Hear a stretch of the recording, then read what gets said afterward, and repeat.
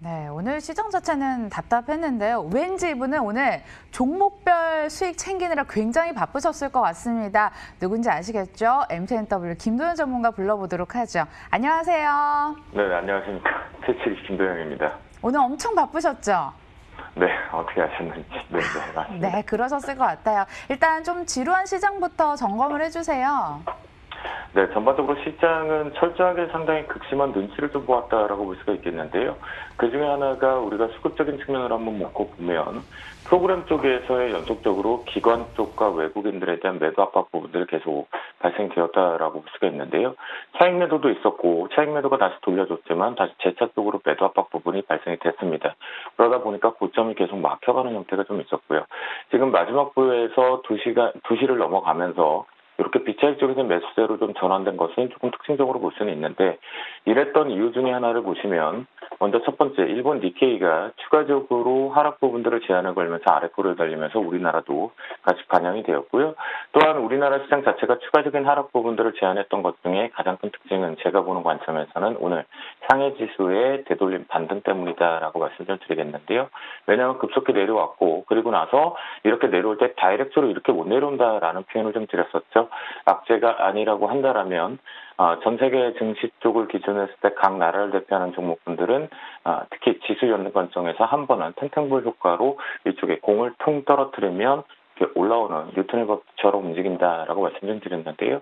그 부분 때문에 우리나라도 역시나 아랫꼬리가 이렇게 달려주면서 마무리가 좀 되어 있습니다. 하지만 보시는 거와 마찬가지로 시장 자체가 계속해서 다중 고점, 그러니까 지금 제대로 된 조정은 받지 못한 상태였다라고 볼 수가 있겠는데요. 특히나 여기서 이제 정신없이 좀 매매 트레이딩 쪽을 좀 예의주시했던 것 중에 하나가 여러분들이 종목군 쪽에서 체크해 볼 필요가 있었는데요. 첫 번째, 오늘 시장을 그나마 방어를 하면서 공격적으로 하락 부분들을 제한할 수 있었던 것이 아직 자동차의 힘이 계속 걸려들었다라는 거, 그리고 이제 곧 오늘 이 코로나 부분의 새로운 물질 쪽에 대한 임상 결과 발표가 미국 시장을 통해서 지금 노출이 될 준비를 하고 있죠. 그런 부분이지만 실제 제가 보는 관점에 시젠을 봤을 때 윗꼬리가 계속 걸렸다라는 부분과 상승세가 유지되고 있다라는 것을 봤을 때는 시장이 이제 호재에 대한 지난 5월 달에 갭상승했던 모습처럼 이렇게 지수 위치들이겠죠. 5월 달 보시면 이때마다 돌발 재료 막혀놓고 갭상승, 막혀놓고 갭상승, 갭상승. 이게 다 이제 이 백신 관련들의 돌발 쪽으로 나왔던 부분이죠. 그럼에도 불구하고 오늘 이 부분들을 먼저 반영하지 못하고 있다라는 거, 그리고 수급적인 측면에서도 봤을 때 외국인들과 기관 쪽의 연속적인 매도 우위 쪽에 또 다른 전환점이 나왔다라는 거, 코스닥 같은 경우에도 마찬가지. 였고 판단을 해보면 역시 고점은 계속 막혀 있다라는 거, 방망이를 좀 짧게 잡거나 또는 현금 비중을 가지고 저가 눌림목을 잡자라고 말씀 좀 드리는데요. 이 중에 하나, 여러분들이 넷플릭스를 통해서 한번 파악은 해보셨을 텐데 좀 더 디테일하게 국내 지층 쪽으로 들어와 보면요. 지금 네이버가 실제 고점이 30만 8,500원을 찍고 나서 여기 보시면 상해에서 봤던 것처럼 다이렉트로 못 내려온다고 그랬죠.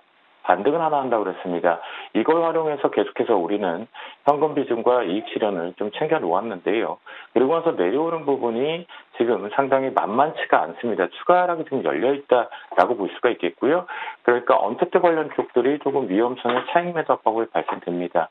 자, 카카오도 마찬가지인데요. 이 부분을 놓고 판단을 해본다라면 추가적인 하락이 하나가 더 남아있다라는 관점이기 때문에 현재 기준점에서 이익 실현 가격을 훼손했기 때문에 한번 좀 챙기고 다시 눌림목 매수, 그러면 추격 매수자들 같은 경우는 오늘 하락했으니 바로 잡자라는 것보다는 살짝 좀 더 내려오는 중요 마디까지 이탈할 때 그때 매수를 잡자라고 말씀 좀 드리겠습니다. 그래서 이런 부분을 놓고 판단을 해보면 오늘 역시 시장의 심리는 개별 종목 장세는 유지됐을지 몰라도 심리 자체는 조금씩 계속 다운 고점을 계속 막혀가고 있다라고 보셔야 될 것 같습니다. 센스 있는 김도현 전문가답게 온택트 대장주 뭐 2개, 언택트 대장주 2개 콕콕 집어서 이렇게 비교를 해줘서 잘 들어왔던 것 같습니다. 자, 저희 수익도 한번 자랑하고 갈게요. LS 이 종목으로도 이렇게 수익이 나네요. 8.28%, 코웨이도 9%, 코스맥스 BTI 11.9%까지. 와, 전문가님. 네. 어렵지 않으세요? 이렇게 종목 골라내기? 어렵죠. 열심히 노력을 하다 보면 또 눈에 보일 것 같은데요. 시장의 자금들이 어디로 움직이느냐라고 볼 때 이 부분에 좀 잘 대응을 한다라면 좀 편안하게 매매가 되지 않을까 싶습니다. 제일 어려운 것 중에 하나는 시간을 맞추지 못하는 것이 가장 힘든데요. 첫 번째 이제 LS 같은 경우는 왜 그랬냐면 지주사 성격 쪽에서 먼저 조정을 빨리 받았고 그다음 다른 지주사들이 잘 버텨주고 있음에도 불구하고 비빌거리고 있다가 수급이 시장이 힘들 때 들어왔다라는 거죠. 그런 관점에서 지주사 성격, 우리가 하락할 때 어떤 종목을 잡을지 어려울 때는 꼭 지주사를 집어넣자라고 표현을 드렸거든요. 이와 관련돼서 동반해서 상승이 있기 때문에 이 LS 같은 경우는 위쪽 부분에 포인트를 잡게 되면 47,000원을 기점으로 돌파를 못할 경우 이 실현을 하겠고요. 또한 여기 숨어있는 매물대 하나에 여기 갭자리가 오늘 발생이 됐죠.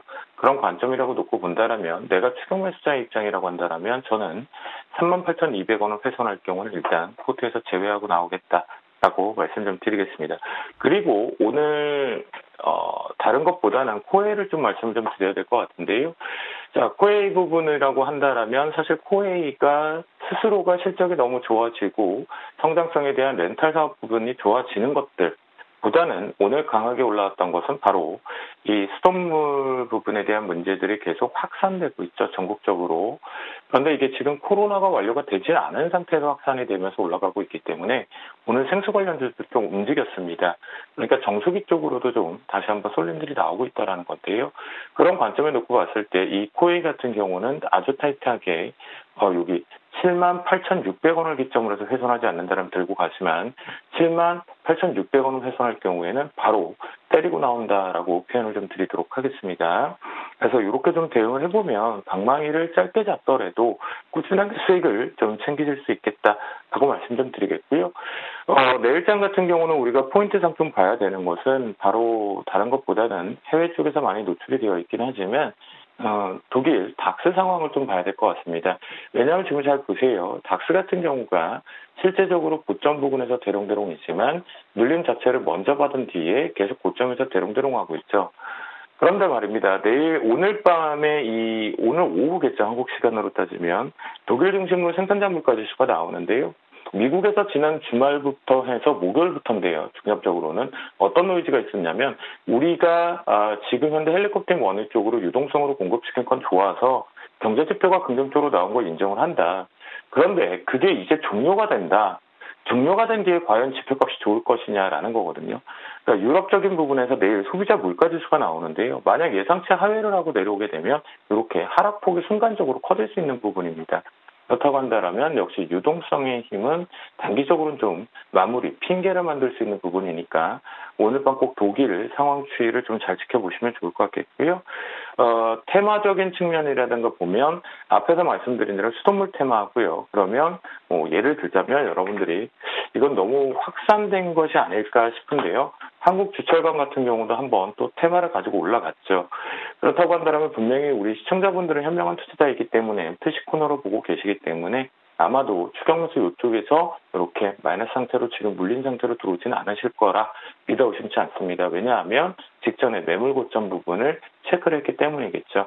그런 관점으로 본다라면 내일장에도 수돗물 테마 쪽, 특히 여기서 오늘 광동제약 같은 경우가 강하게 올라간 게 코웨이와 마찬가지 패턴이겠죠. 이런 부분 쪽에서 좀 방망이 짧고 트레이딩 하자라고 말씀을 좀 드리겠고요. 실제적으로 두성기자재도 조금 잘 볼 필요가 있을 것 같은데요. 한국화분 같은 경우에도 흐름 쪽으로 긍정적인 시세를 좀 유지하고 있다라는 관점에서 내일장 우리가 좀 살펴본다라면 첫 번째, 일단 계속해서 전기전자 섹터를 계속 말씀 좀 드리고 있거든요. 그런 관점에서 SFA가 다시 한번 밑쪽 부분에서 고개를 들고 올라오고 있다라는 부분을 보면 트레이딩 관점 쪽 아직 이제 고가 쪽에 달리고 있는 SK 버추얼 같은 경우는 이제 매물대 부분에 대한 부담, 지수에 대한 고점 막힘의 부담이 있다라면 후발주자 쪽으로 올라가는 쪽에 트레이딩을 해보자라고 말씀 좀 드리겠고요. 두 번째로는 우리가 이제 수익을 어떤 종목 섹터 쪽에 걸려 있는데 BTI 말고 MBT를 좀 말씀 좀 드리겠습니다. 코스맥스 MBT 위쪽 고가 플레이니까 부담이시겠죠. 그런 관점에 놓고 본다면 매매를 하지 않더라도 분명하게 트레이딩 쪽에 또 수익이 나는지 잘 체크해 볼 필요가 있겠는데요. 코스맥스 MBT 같은 경우는 눌림목 8,300원 부분을 기점으로 해서 매수타임 눌림목 매수를 잡고 끌고 올라가자. 올해 성장 실적 부분들을 좀 우상향하겠다라고 보시면 좋겠고요. 특히 주봉상에서 놓고 보면 이제 상승 추세를 좀 올려가면서 위쪽의 고점을 아예 각각 주가의 단위를 바꿀 준비를 한다라고 보시면 좋겠습니다. 마지막으로 조선 기자재 표현으로 좀 드리고 있는데요. 좀 작은 종목입니다. 하지만 우상향 쪽으로 꾸준하게 시장 눈치를 보면서 꼬리에서 수급 주체가 들어오고 있다라는 부분이기 때문에 BNT 종목 트레이딩 쪽으로 한번 집중해보자라고 말씀드리도록 하겠습니다. 네, 월요일 전략 제시 종목까지 잘 들었고요. 화요일 내일장 다시 뵙도록 하겠습니다. 김도현 전문가님 고맙습니다. 감사합니다.